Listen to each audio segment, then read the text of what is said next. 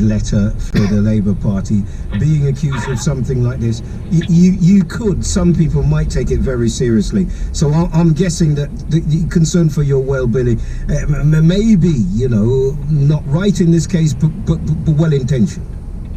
Look, it's very kind of you to say so, but Eddie, you and I have known each other a long time. Yes. To be frank, for somebody who has spent quite a lot of time on the street facing fascists, back to the National Front and so on, a letter from the Labour Party is not exactly the scariest thing that I have ever encountered.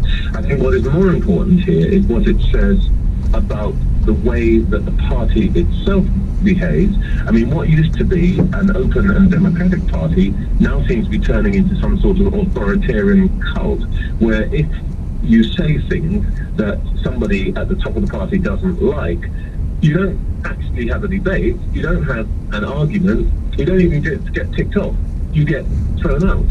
And that seems to me to say something absolutely catastrophic about the party. And if the principal source of opposition in a democracy is in this state, then that democracy is in danger. And I don't want to make too big a deal of me, but what I'm saying is what it tells you about Her Majesty's opposition is not good news. What do these comments tell me about you then? That the idea that you express concern about Pakistani Muslim men is sexually abusing children in northern towns and rather. What is it that you said that you think? I mean, I know you and you're intelligent and articulate enough to tell me what you think they've taken from these comments. But what did you mean and what do you think they've taken? Well, look, I'll tell you, because actually I'm talking to you, I think you will understand what I'm about to say. Those comments were taken from a pamphlet I wrote in 2016. It was called Race and Faith, The Deafening Silence. And the basic point of this pamphlet was that I think British people are too reluctant to address issues of racial difference, discrimination and so on, and differences along the lines of culture and religion. And the consequence of that is that the differences that people have of values and backgrounds are not taken into account. And as you know, from my point of view, what that ends up being is that minorities are always being ignored. Now, in this particular case, what I had said was nothing to do with Muslims. I'd written a passage in this document in which I reflected on the fact that one of the most difficult decisions that I'd ever had to take when I was at the Equality and Human Rights Commission was to prosecute and in the end close adoption agencies which would not recognize same-sex couples. Why was that a difficult decision? Because it's what the law said, but it was a difficult decision for me emotionally because I'm a person of colour. I grew up in the church. I still hold my faith. I know that most people of my background think that actually homosexuality is wrong. Many people of my background think it's wicked, and therefore thought that decision was wrong. My point was that there was a clash here between some sincerely held beliefs, which I myself had grown up with, and what the majority, the mainstream, the legal position in this country is. Yeah, but Trevor, that would be, soon as we're talking person to person, forgetting that there are thousands of people listening, across from the glass of Guyanese rum or Appleton that we would be drinking, I would say to you, didn't the same occur when Rolf Harris was accused? Didn't the same occur when we had,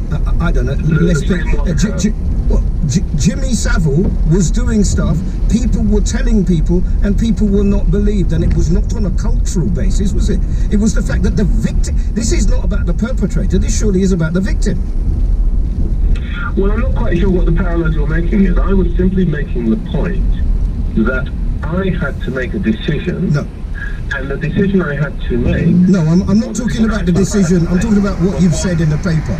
And I'm saying that you're talking about Pakistani Muslim men sexually abusing children. No, it's not wrong. We're having a discussion, the type of discussion that you've said that you didn't have with the Labour Party, you and I are having, sir. It's not wrong or right. I'm saying to you that you're talking about the fact that the liberal attitudes about offending people have prevented them perhaps from tackling culturally Pakistani Muslim men who have been accused of or convicted of attacking girls in northern cities, right? Okay. We'll come back a bit, Eddie. You're kind of interpreting a lot of things that I didn't say.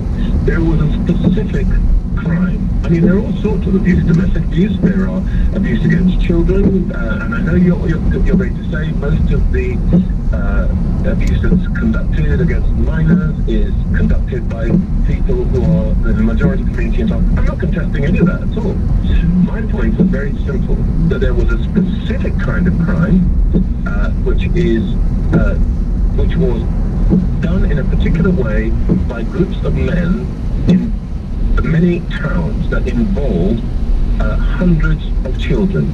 It wasn't what Jimmy Savile did. It wasn't what those other people you named did. This was a very different kind of crime. Child abuse, yes, but not the same as Jimmy Savile. And my simple point was that this specific crime was racially coded in the same way, by the way, that today in London, knife crime is racially coded. Now, when we talk about knife crime, actually the most common kind of knife crime is domestic abuse. It's wives killing husbands, husbands killing wives, and so on. But when we talk about knife crime today, we know we're actually talking about a particular kind of knife crime. And I can tell you that I think there have been 55 such fatalities in London so far this year, of which more than 45 have been young black men. Now, if you cannot say that, Eddie, what you're saying is we cannot draw attention to the massacre of children who look like you and me and our children. And I cannot tolerate that. What does this say? You know, we're getting ready for the mayoral contest, and the last time you were on, it was to giving me just the funniest story about Dobson, and here we are, and it's a tougher time. First of all, a question I asked Alistair: do you want to be a member of the Labour Party? Are you asking me? Yes, sir. Yeah. I mean, the point is, I joined. I mean, but it's a different Labour Party. Do you want to be a member of the Labour Party? No. See, this is what people always do. Oh, the Labour Party's changed. Why do you want to be part of it? No. I joined the Labour Party because of its values and its mission, at the heart of which is equality. I made a choice in the same way as, for example, you might make a choice to belong to a particular church or to support your football club, and you do not abandon your church because the sermon got a bit boring or you don't like the manager. And I'm not going to abandon the Labour Party because I happen to be out of sympathy with, frankly, the leadership, and by the way, I imagine the majority of its current members. Well, what's going to be interesting, Trevor, under these circumstances, is whether they still want you. I appreciate so much you coming on and being as frank and open as you have been. Trevor Phillips there, who has today been suspended from the Labour Party. Continue our conversation about the coronavirus, how it's affecting you. Also from 4am, Petri Hoskin here with Early Breakfast. You'll be finding out how cabbies are helping to support Londoners.